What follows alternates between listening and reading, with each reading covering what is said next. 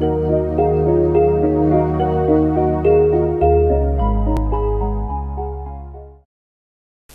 kasih Ikhwan Akhwat, masih tetap bersama Rasil TV dan Radio. Teman-teman di Batam, di Pontianak, di Sukabumi, Semarang, Banyuwangi, terima kasih untuk selalu berbagi, menyebarluaskan acara-acara dari Rasil TV dan Radio.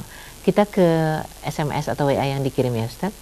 Ini dari 0858 sekian-sekian, tidak ada namanya.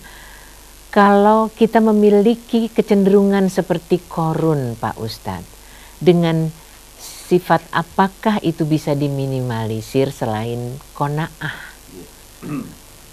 Alhamdulillah, pertanyaan yang bagus. Minimal dalam, nah makanya tadi saya sampaikan bahwa Qorun ini salah satu tema tentang salah satu tema bicara tentang dunia, tentang kenikmatan dunia. Yang tema itu pencerahannya bisa lewat kisah, bisa lewat permisalan, bisa lewat langsung nasihat dari Allah Subhanahu wa Ta'ala tentang kehidupan. Maka kalau kita buka dalam Al-Quran, ini banyak dalam kisah ini permisalan. Contoh dalam surat Al-Kahfi. Nah, kemarin kita telah membahasnya itu. Seandainya mereka mengatakan Masya Allah, semuanya itu atas kehendak Allah, itu lebih baik. Ya. Jadi di samping qanaah itu sendiri sudah sesuatu hal yang luar biasa. Dalam sebuah kata mutiara hikmah, kalau enggak dari Imam Al-Ghazali, Anda ingin menjadi seorang raja, maka Anda cukup menjadi orang raja jika hati Anda berjiwa qanaah. Qanaah itu artinya menerima apa yang Allah berikan, mensyukurinya dan memanfaatkan sesuai dengan yang Allah berikan. Itu sudah cukup sesungguhnya. Kalau dijabarkan tentang apakah ada sikap lain selain itu. Nah, Al-Quran menunjukkan dalam surat Al-Kahfi itu, walau iddahul, saya lupain ayatnya, cerita tentang wadrib lahum masalah hayati dunia kamain, saya lupa itu. Wa dakhala jannata wa huwa zalimun li nafsi qala ma adunnu an tabida hadhihi abada wa ma adunnu sa'atu qa'imata wa la irudtu ila rabbil ajran khairan minha munqalaba qala lahu sahibu wa yuhawiru akafarta billadhi khalaqaka min turabin summa min nutfatin summa sawwaka rajula qala kinna wal rabbi wala usriku bi rabbi ahada walaula iddakhalta jannataka qulta masya Allahu la quwata illa billah.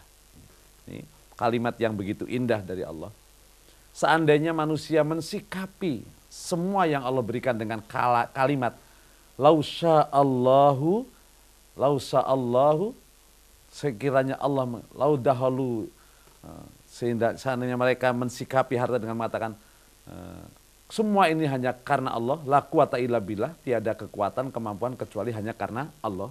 Jadi kalimat itu Masya Allahu, semua ini adalah atas kehendak Allah. La quwata illa billah, tidak ada kemampuan, kekuatan untuk mencapai ini semua kecuali dengan izin Allah. Itu bisa menjadi kalimat yang menguatkan qanaah pada dirinya. Jadi qanaah itu kan merasa bersyukur, menerima apa yang Allah berikan. Dan diiringi dengan ucapan baik dalam hati maupun dalam ucapan, Masya Allah, la quwata. Semuanya ini atas kehendak Allah. Tidak ada kemampuan untuk itu kecuali karena izin Allah. Ini kalimat yang indah nih dari Allah. Jadi itu lebih baik jika manusia mensikapi nikmat dari Allah dengan kalimat itu, selamat dia dari penyakit Qorun yang mengatakan semua ini karena ilmuku. Nah, jadi ma'utituhu illa ilmin indi, itu lawannya adalah Masya Allahu la quwata illa billah. Nah, jadi kalau kita dapat rizki atau dengan kalimat seperti yang disampaikan oleh Nabi Sulaiman.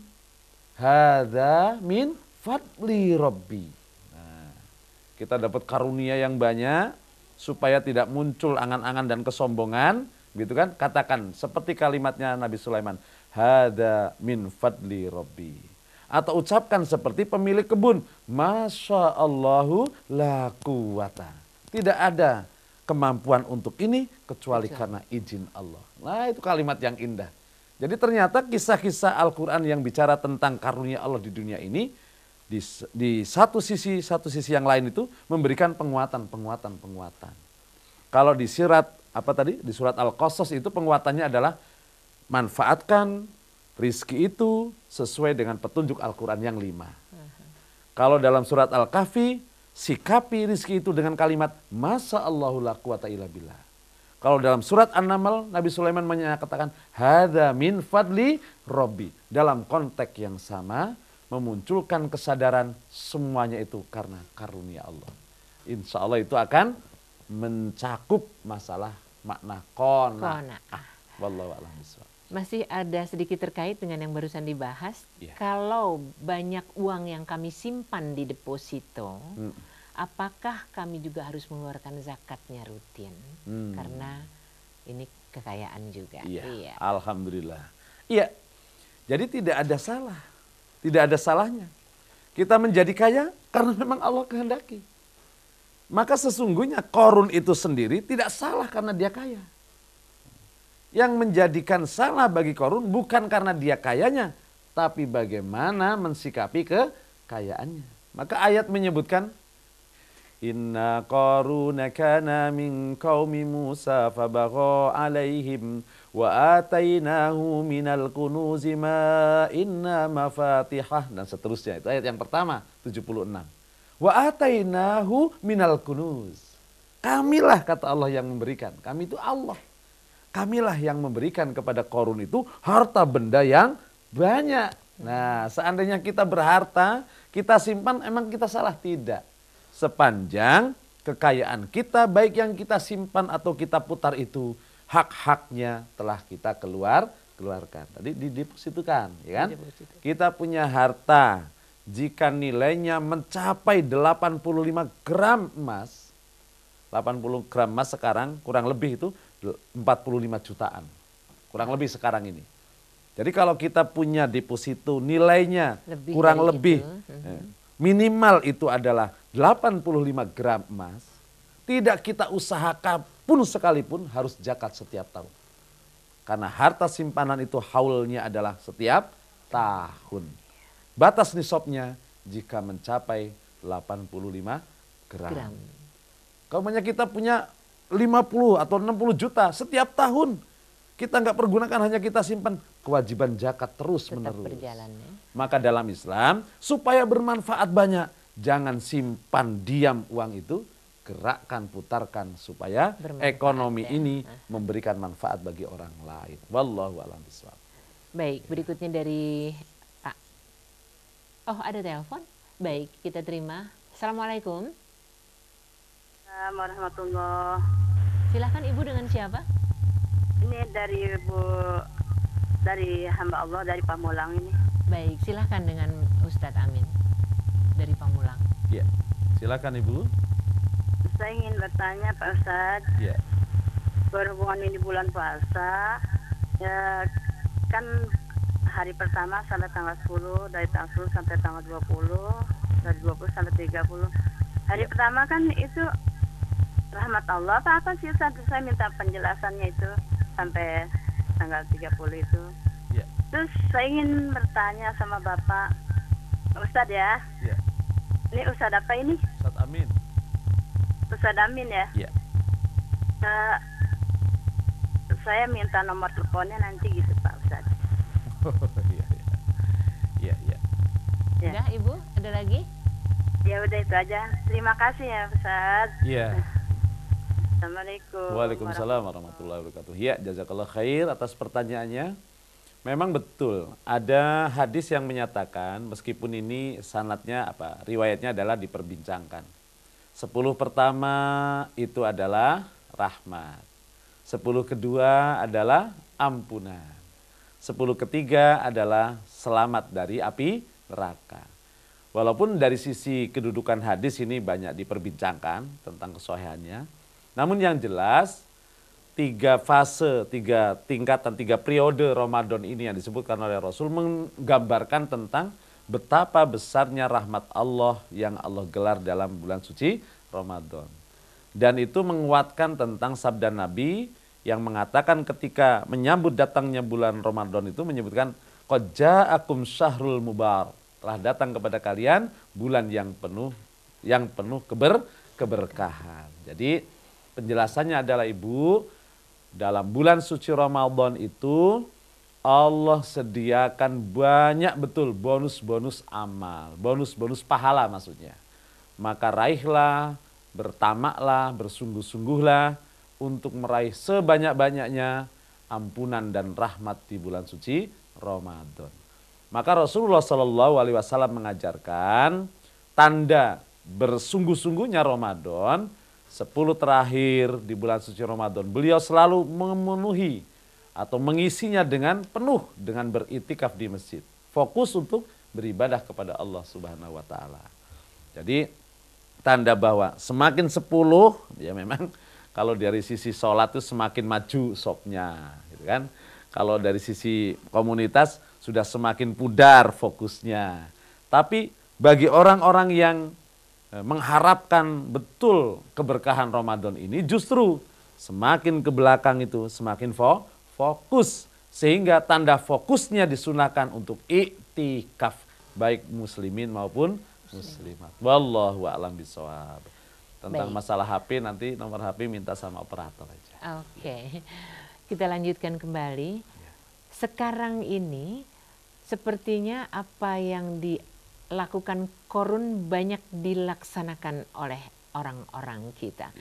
Jiwanya kotor harus dicuci. Dicuci dengan apa nih Ustadz dengan kondisi seperti sekarang? Waduh, subhanallah. Ya, inilah pentingnya kenapa kita bedah kisah-kisah dalam Al-Quran.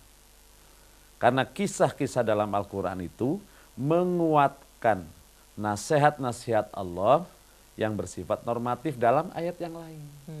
Contoh begini, kenapa kok mesti muncul Luqmanul Hakim dengan posisi dia sebagai seorang ayah yang memberikan pelajaran baik untuk anaknya. Padahal di sisi lain ada ayat yang menyebutkan secara khusus, Ku anfusakum wa ahlikum naro. Artinya sesuatu yang penting akan Allah sampaikan nasihatnya melalui Al-Quran ini dengan banyak metode. Dengan permisalan, dengan prototipe profil, atau dengan nasihat. Semuanya itu untuk mengingatkan kita sebagai tazkirah, sebagai peringatan. Jadi, apa tadi pertanyaan sampai lupa?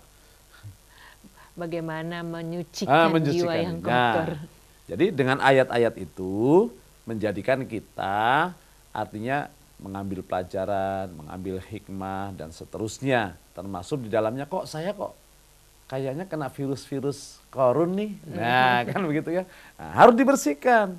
Kalau memang itu adanya dalam pikiran kita, harus kita bersihkan pikiran kita dengan nilai-nilai kebenaran Al-Quran sesuai dengan informasinya. Jadi gimana sih? Berarti kalau korun itu sikapnya ini nih, pertama merasa hebat karena dirinya, yang kedua pamer, yang ketiga berdampak. Bagaimana Islam? Nah ini kan ilmu namanya.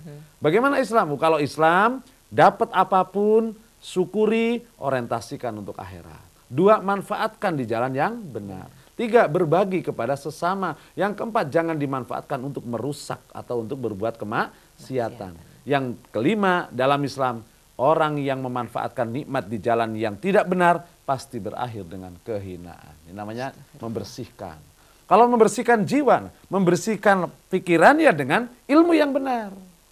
Membersihkan jiwa dengan amal-amal. Begitu kira.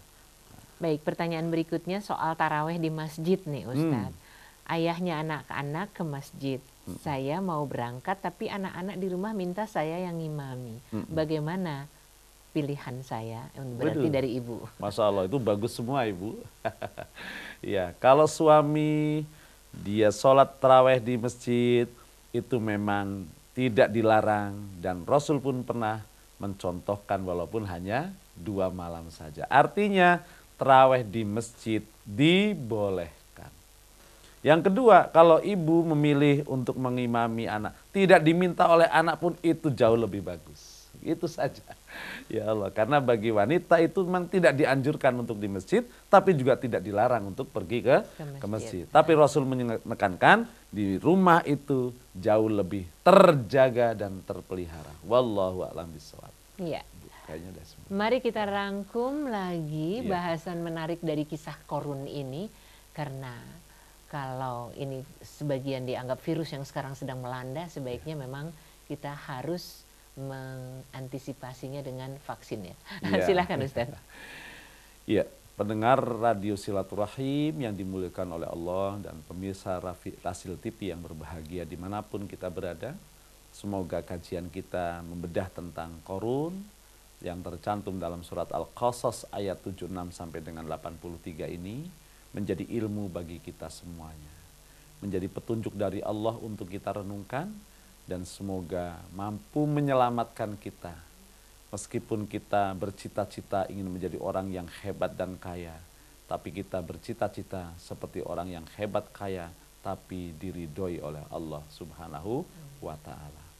Janganlah kita meskipun hanya bercita-cita, tapi bercita-cita seperti orang-orang yang tidak diberi ilmu atau bahkan salah seperti Korun. Na'udzubillah min dalik. Maka lebih baik marilah kita buka kembali Al-Qasas 76 sampai 83 atau surat Al-Kahfi tentang pemilik kebun yang semuanya itu mengajarkan kepada kita bagaimana mensikapi. Kalau kita mendapatkan harta, pemanfaatannya adalah Al-Qasas ayat 77. Bagaimana kita mensikapinya? Ucapkan kalimat seperti Nabi Sulaiman, hada min fadli Rabbi. Atau ucapkan seperti seorang mukmin yang memberi nasihat kepada seorang yang diberi kebun kaya, Masya Allah, la quwata illa billah. Itu adalah representatif tanda bahwa kita bersyukur terhadap nikmat yang Allah berikan. Wallahu a'lam bishawab. Terima kasih Ustadz Amin dan Ikhwan Akhwat, mendengar kisah Korun dan segala sesuatunya yang bersamaan disampaikan hari ini. Kalau kita bercermin, berapa banyakkah noktah kotoran yang ada di sana? Karena itu adalah bagian dari cermin diri, sebagaimana yang Pak Ustadz Amin sampaikan tadi. Dan mudah-mudahan di sisa Ramadan ini kita tidak malas menggelar sajadah untuk bersujud, mengucapkan syukur, dan penuh dengan kesungguhan. Insya Allah ya. Terima kasih untuk kebersamaan ini. Selamat menunaikan ibadah puasa. Billahi taufiq wa hidayah. Wassalamualaikum warahmatullahi wabarakatuh. لي خمسة أطفي به نار الجحيم بالحاطمة المصطفى والمرتضى وابنهما وفاطمة لي خمسة أطفي به نار الجحيم بالحاطمة المصطفى والمرتضى وابنه